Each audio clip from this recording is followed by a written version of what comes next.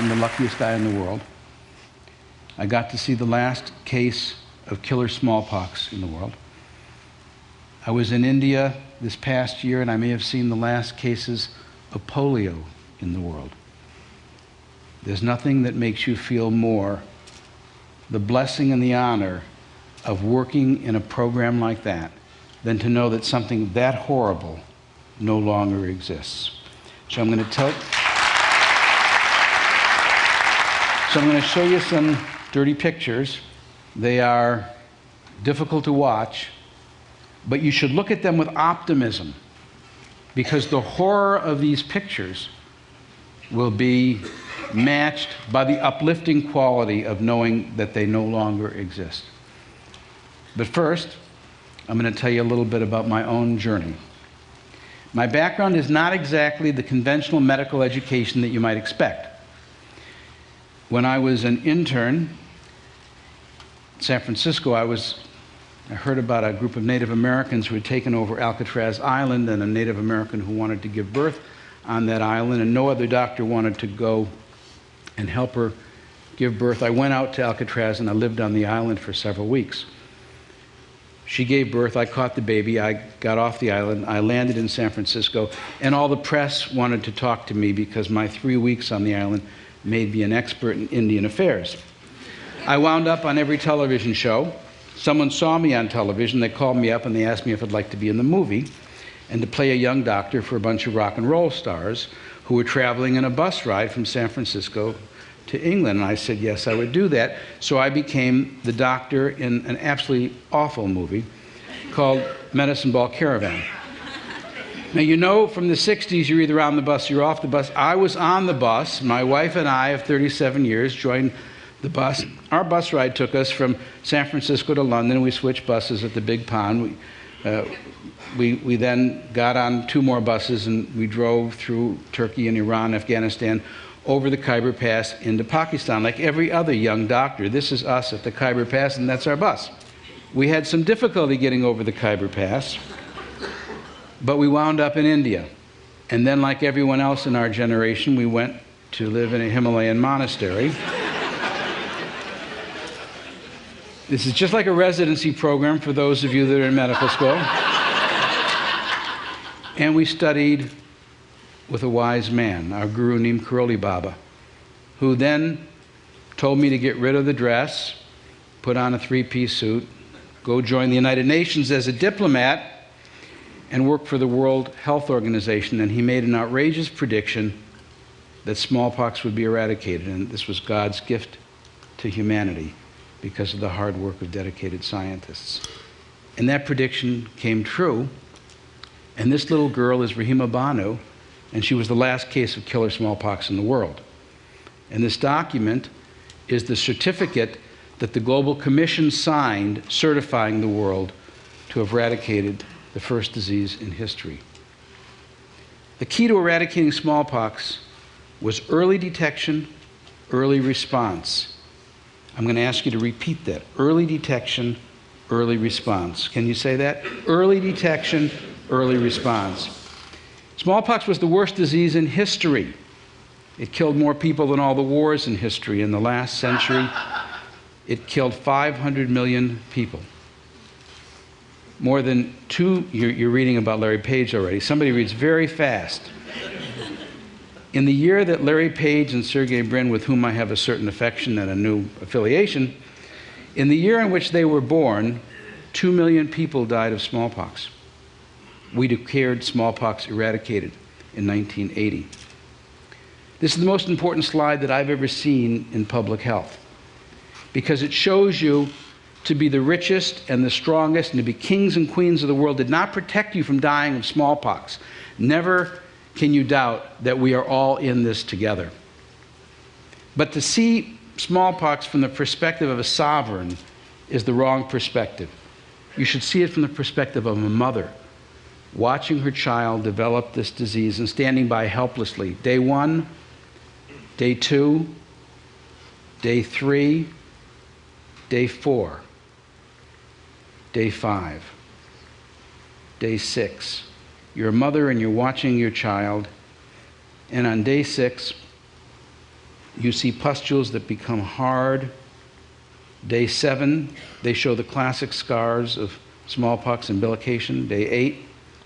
And Al Gore said earlier that the most photographed image in the world, the most printed image in the world, was that of the Earth.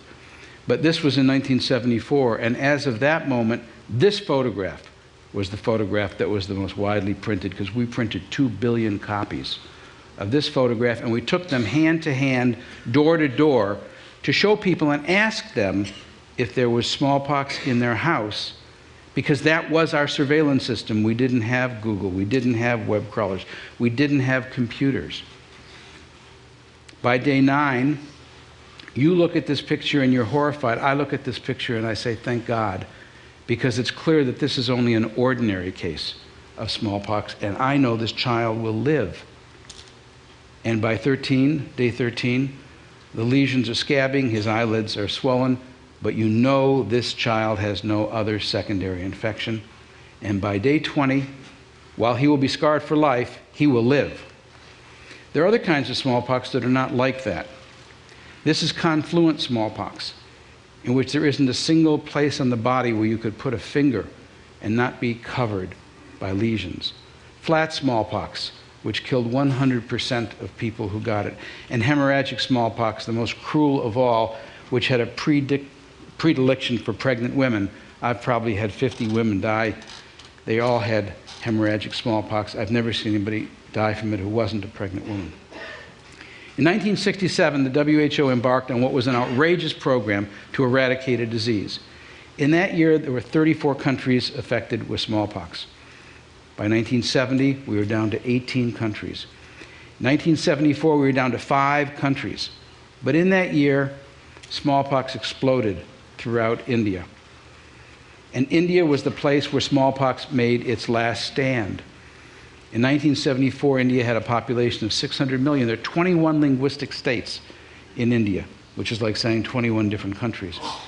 There are 20 million people on the road at any time, in buses and trains, walking, 500,000 villages, 120 million households, and none of them wanted to report if they had a case of smallpox in their house, because they thought that smallpox was the visitation of a deity, Shitala, the cooling mother, and it was wrong to bring strangers into your house when the deity was in the house. No incentive to report smallpox.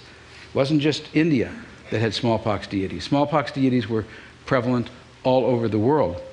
So how we eradicated smallpox was max vaccination wouldn't work. You could vaccinate everybody in India, but 1 year later there'd be 21 million new babies, which was then the population of Canada. It wouldn't do just to vaccinate everyone. You had to find every single case of smallpox in the world at the same time and draw a circle of immunity around it. And that's what we did.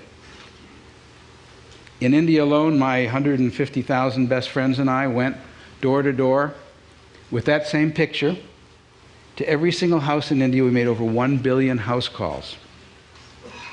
And in the process, I learned something very important.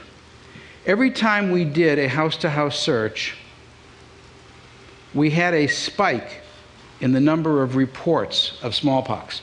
When we didn't search, we had the illusion that there was no disease. When we did search, we had the illusion that there was more disease. A surveillance system was necessary because what we needed was early detection, early response. So we searched, and we searched, and we found every case of smallpox in India. We had a reward.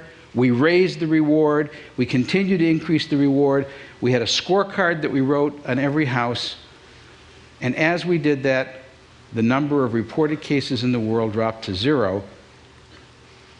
And in 1980, we declared the globe free of smallpox. It was the largest campaign in United Nations history until the Iraq War. 150,000 people from all over the world, doctors of every race, religion, culture, and nation, who fought side by side, brothers and sisters, with each other, not against each other, in a common cause to make the world better. But smallpox was the 4th disease that was intended for eradication. We failed 3 other times. We failed against malaria, yellow fever, and yaws. But soon, we may see polio eradicated. But the key to eradicating polio is early detection, early response. This may be the year we eradicate polio. That will make it the second disease in history. And David Heyman, who's watching this on the webcast, David, keep on going. We're close. We're down to 4 countries.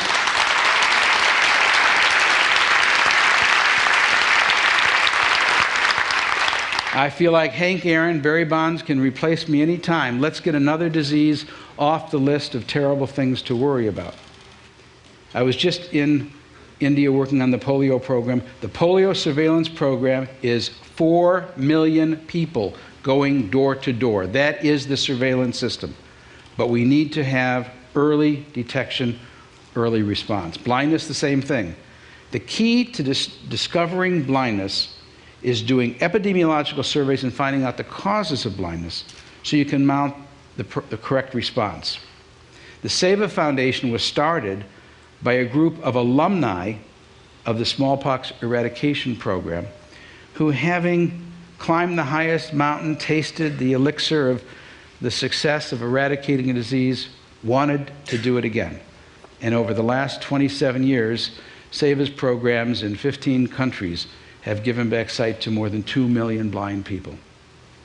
SEVA got started because we wanted to apply these lessons of surveillance and epidemiology to something which nobody else was looking at as a public health issue, blindness, which heretofore had been thought of only as a clinical disease. In 1980, Steve Jobs gave me that computer, which is Apple number 12, and it's still in Kathmandu, and it's still working, and we ought to go get it and auction it off and make more money for SEVA.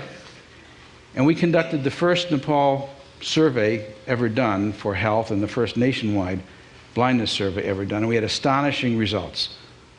Instead of finding out what we thought was the case, that blindness was caused mostly by glaucoma and trachoma, we were astounded to find out that blindness was caused instead by cataract. You can't cure or prevent what you don't know is there. In your TED packages, there's a DVD, Infinite Vision, about Dr. V and the Aravind Eye Hospital. I hope that you will take a look at it. Aravind, which started as a SEVA project, is now the world's largest and best eye hospital. This year, that one hospital will give back sight to more than 300,000 people in Tamil Nadu, India. Bird flu, I stand here as a representative of all terrible things. This might be the worst. The key to preventing or mitigating pandemic bird flu is early detection and rapid response. We will not have a vaccine or adequate supplies of an antiviral to combat bird flu if it occurs in the next 3 years. WHO stages the progress of a pandemic. We are now at stage 3 on the pandemic alert stage, with just a little bit of human-to-human transmission, but no human-to-human-to-human sustained transmission. The moment WHO says we've moved to category 4, this will not be like Katrina. The world as we know it will stop. There'll be no airplanes flying. Would you get in an airplane with 250 people you didn't know coughing and sneezing when you knew that some of them might carry a disease that could kill you, for which you had no antivirals or vaccine? I did a study of the top epidemiologists in the world in October. I asked them, these are all fluologists and specialists in influenza, and I asked them the questions you'd like to ask them. What do you think the likelihood is that there'll be a pandemic? If it happens, how bad do you think it'll be? 15% said they thought there'd be a pandemic within 3 years. But much worse than that, 90% said they thought there'd be a pandemic within your children or your grandchildren's lifetime.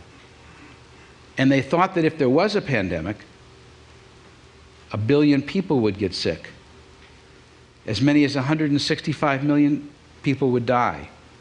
There would be a global recession and depression as our just-in-time inventory system and the tight rubber band of globalization broke, and the cost to our economy of $1 to $3 trillion would be far worse for everyone than merely 100 million people dying, because so many more people would lose their job and their health care benefits that the consequences are almost unthinkable.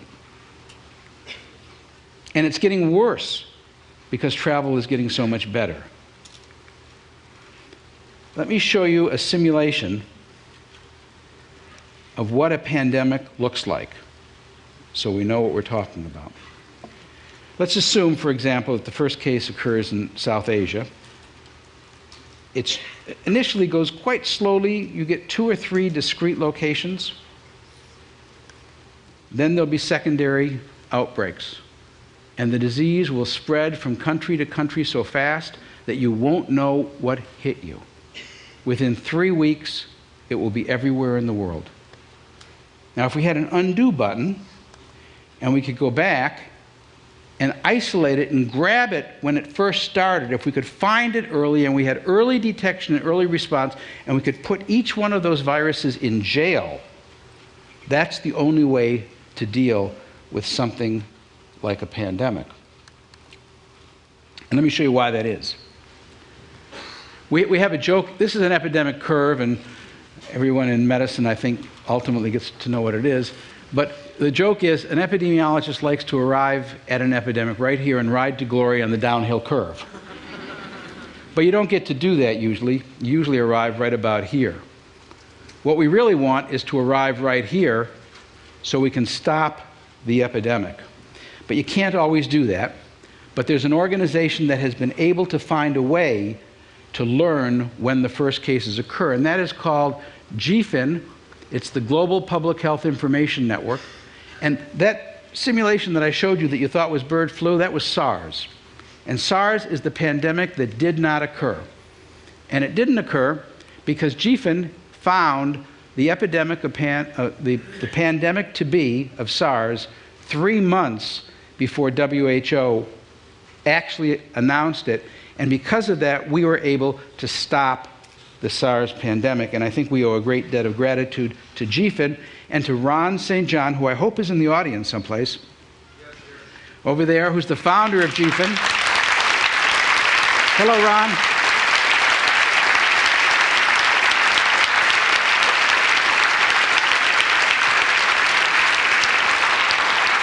And Ted has flown Ron here from Ottawa, where GPHIN is located, because not only did GPHIN find SARS early, but you may have seen last week that Iran announced that they had bird flu in Iran. But GPHIN found the bird flu in Iran, not February 14th, but last September. We need an early warning system to protect us against the things that are humanity's worst nightmare.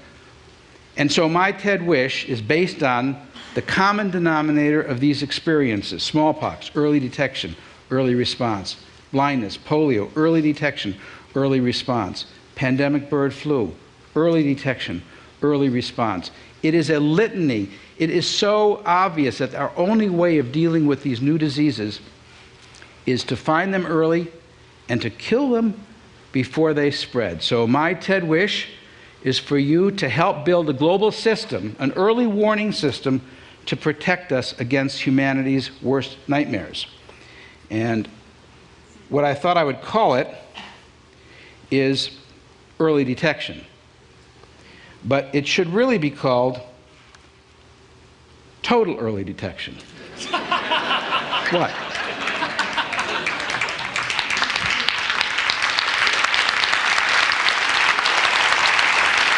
What?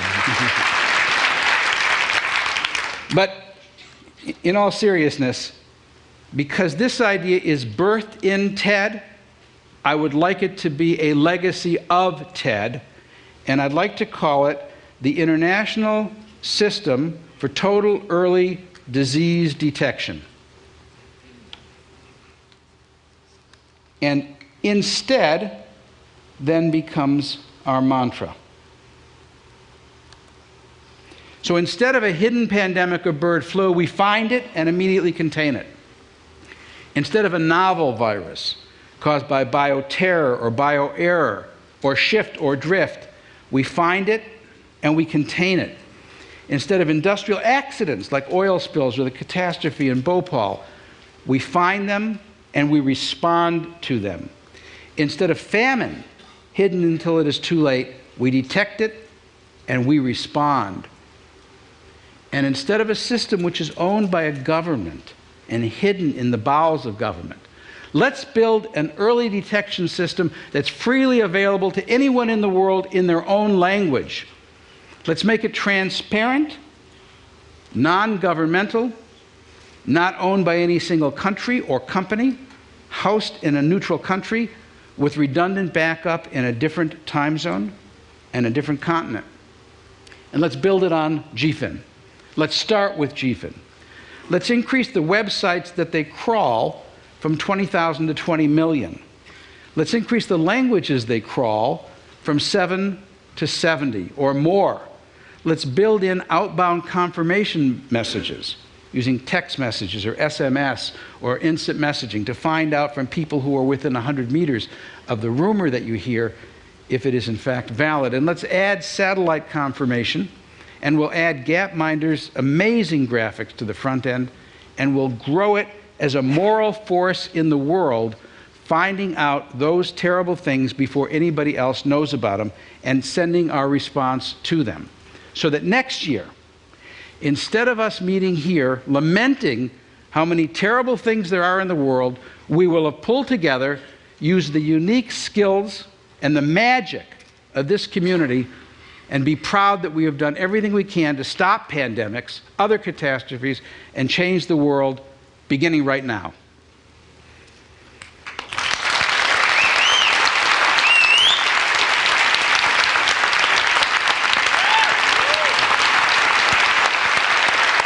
That's incredible. You're going to wait up. We need to talk. So, an amazing presentation.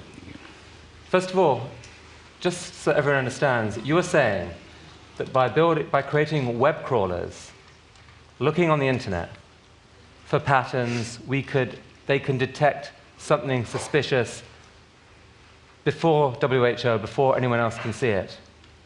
Just give an example of how that could possibly be true. First of all, you're not mad about the copyright violation? No, I love it. Well, you know, as Ron St. John, I hope you'll go and meet him in the dinner afterwards and talk to him.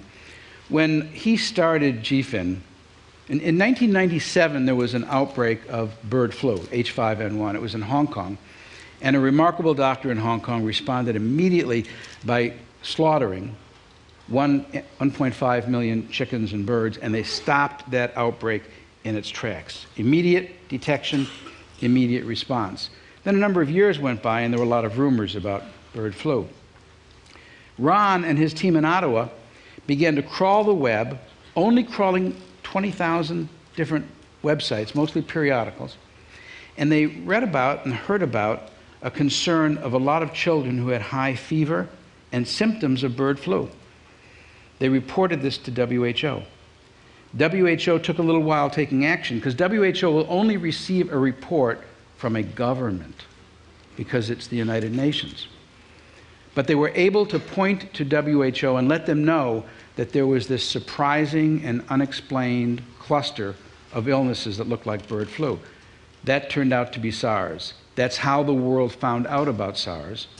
And because of that, we were able to stop SARS. Now, what's really important is that before there was GFIN, 100% of all the world's reports of bad things, whether you're talking about famine or you're talking about bird flu or you're talking about Ebola, 100% of all those reports came from nations.